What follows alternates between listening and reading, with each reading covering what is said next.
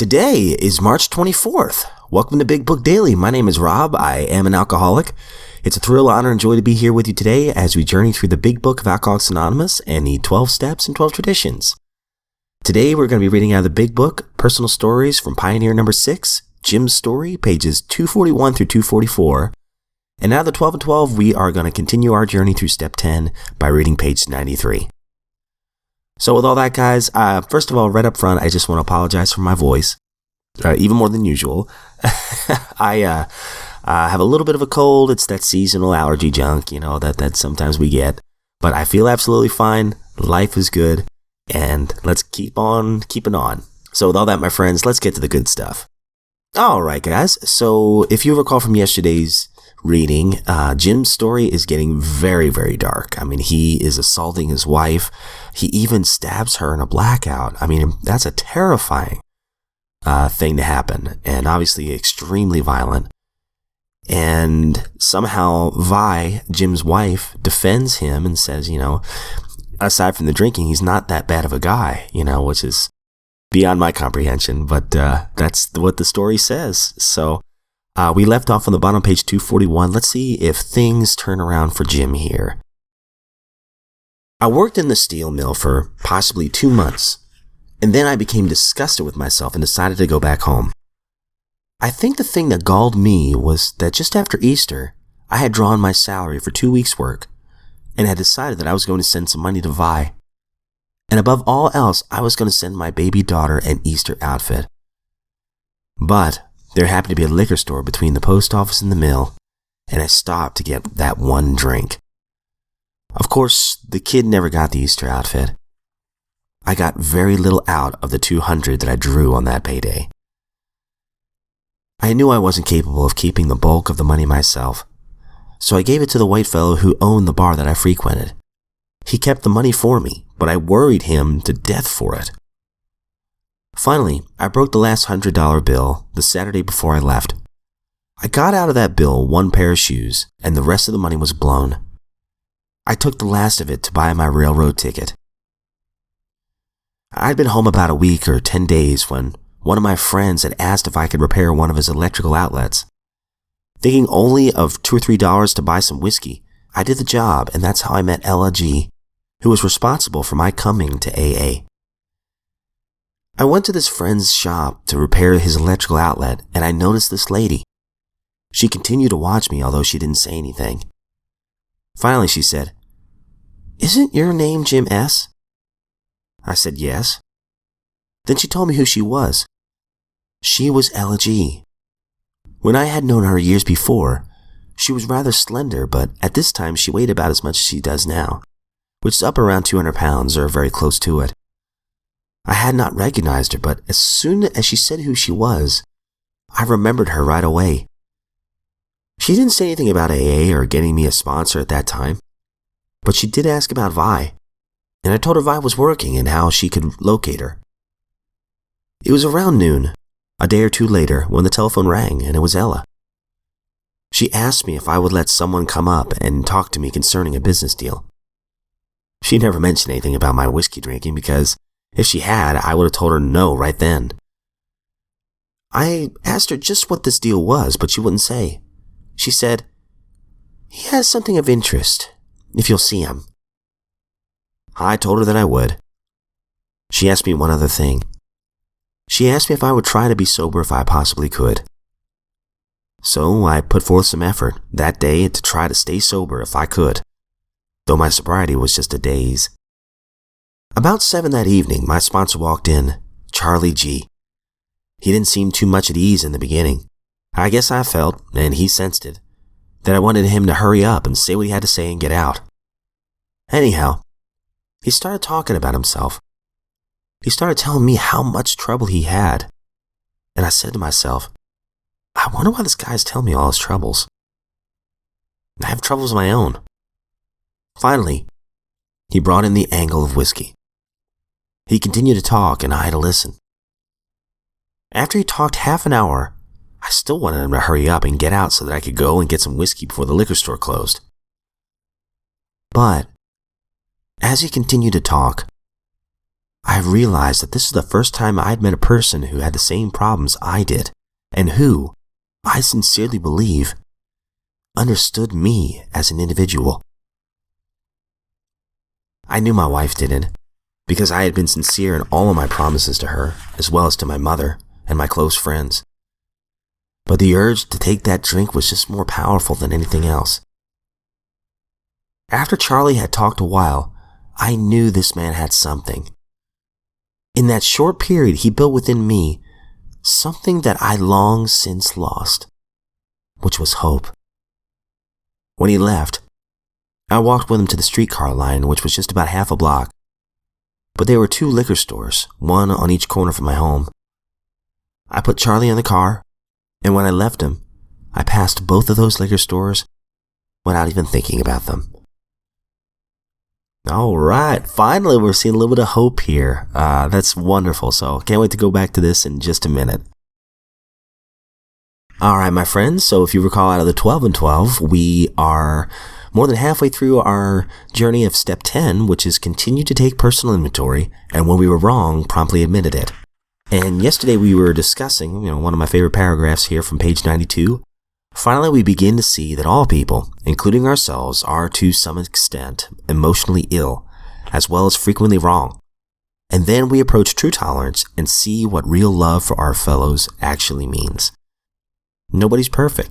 Our expectations can be a big root of some of our troubles.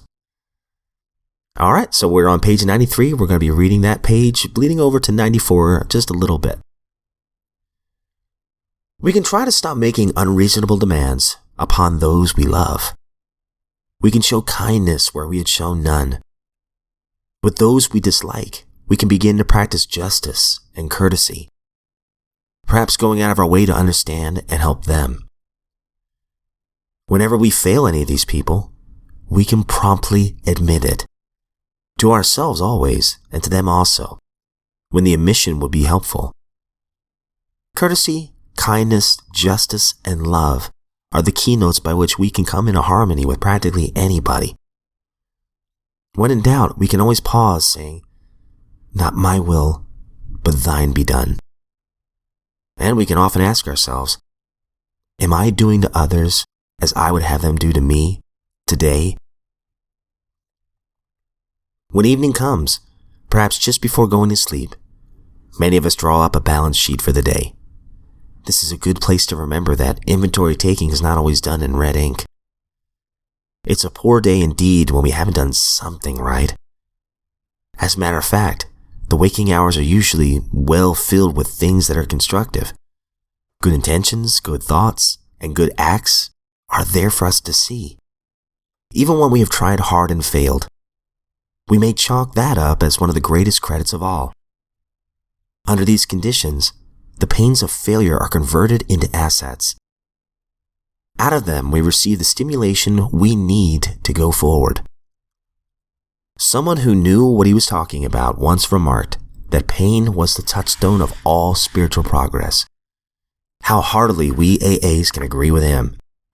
For we know that the pains of drinking had to come before sobriety, and emotional turmoil before serenity. All right, how dark it is before the dawn. Love this page. Oh, it's good. Courtesy, kindness, justice, love, they're the keynotes by which we may come in harmony with practically anybody. I love this. This is very practical. When we're in doubt throughout the day, this is just talking about throughout the day. We can constantly remind ourselves, hey, not my will, thy will be done. And I love this last line in this paragraph. Am I doing to others as I would have them do to me today? It's practical advice for just today, just this 24 hours. And then they talk about pain. One of the greatest teachers I've ever had in my entire life is Dr. Payne. That's when I've learned my greatest lessons, is pain. In the moment, of course, it doesn't feel constructive at all. But making these living amends, what helps me is I think about my bottom. I think about what it was like October 14th, a few 24 hours ago. And and the lies I was caught up in, the people I had hurt. And I think, yeah, I don't want to go back there. Yeah, that first sip, oh, that would be wonderful, but that first sip's going to get me drunk. That first drink, I never understood that saying, but as soon as I put that in my body, I have no confidence that I could stop. And then here we go. I'm off to the races, and I'm going to hurt some people. I'm going to have some blackouts. Who knows the kind of destruction that I could cause just by taking that first sip. I always love what Joe and Charlie say, play the tape all the way through. And speaking of Joe and Charlie, they have a great, I'm pretty sure it's for step 10, where they have, I actually have a workbook that comes with the tapes that has an inventory that you can review at the end of the day. And it's literally this checklist. You can check things off. Was I selfish today? Was I selfless today? Was I angry today? Did I lie today? Was I honest? And I can literally check these things off at the end of the day if I wanted to.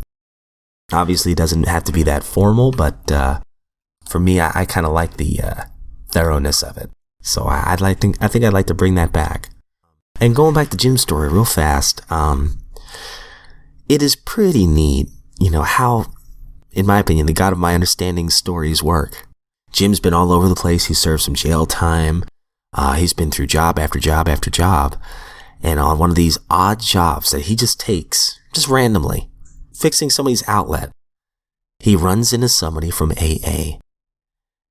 And that person through AA, she chooses not to talk about AA. She just talks about Jim's wife for a little while. Maybe gets his number, and eventually, Jim, who's obsessing over alcohol, gets a phone call. And with this lady, Ella, she says, hey, I've got this guy that's got a great business deal for you. And of course, she's being deliberately vague. It's amazing that Jim ran into this one friend that had an odd job for him, and Ella happens to be there at the house when this happens. So this sponsor comes in, and at first Jim's like, what is this guy's deal? Why is he telling me all his problems? But then he starts to talk about how he feels about alcohol. And all of a sudden, Jim goes, holy cow, this guy's like me. And there we go, right there. After Charlie had talked a while, I knew that this man had something. In that short period, he built within me something that I had long since lost. What was it? Hope. And when he left, Jim had an opportunity to go to the liquor store, but he went right past it, not even thinking about it. So his story's not exactly finished yet, but there's certainly some hope. And there is certainly some hope for us as well. Just the fact that I'm alive today, I am sober today, and hopefully if you're listening to this, you're sober as well. That is a miracle, my friends. Like I always say, Joe and Charlie said, 3%? What happens to the other 97? I don't know. I guess they're still out there, suffering from this horrible disease, and yet we are sober today. Why, I don't know. But I do view people who are sober as miracles. And if you're sober today, it is a miracle, and I'm proud of you. And way more importantly, I'm sure the people who love you are so happy that you are. So let's just keep on trudging the road of happy destiny, my friends. Thank you so much for joining me in this Lifeboat of Recovery, and I look forward to seeing you back here tomorrow.